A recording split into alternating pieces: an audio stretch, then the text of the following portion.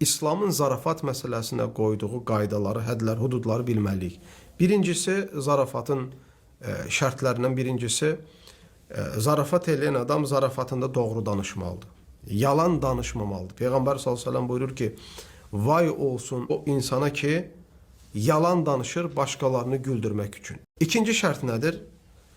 Sən zarafat eləyərkən, zarafatdır deyib kimisə alçaqlamamalısan.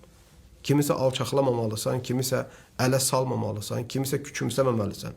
Allah Teala Quran-ı Kerimdə buyurur: "Ya eyyuhellezine amenu la yaskhar qavmun min qavm." Ey iman gətirənlər, sizdən bir qavm başqa bir qavmu ələ salmasın, küçümsəməsin və onu alçaltmasın.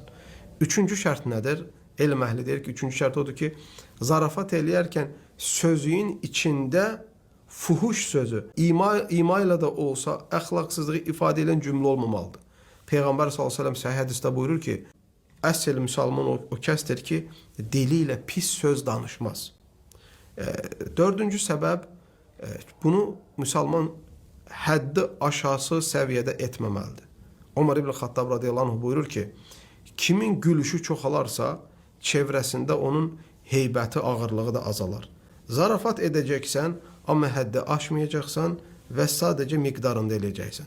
Şərtlərdən biri, zarafat edərkən bir müsəlmanın qorxmağına vəsilə olmamalısan. Bugün biz bəzən YouTube'da, Facebook'da qarşımıza çıxır ki, bəzilərlə zarafat adı ilə elə zarafat eləyir ki, onun həyatını təhlükə ata bilir. Məsələn, mənim gördüklərimdən biri, bir adam kravatın üstündə, çarpayının üstündə uzanıb yatır. Döşəyin altına partlayıcı maddə qoyublar. Adam yatır yerdə, gün partlayır, adam 1 metrə göyə qalxır, yerə düşür.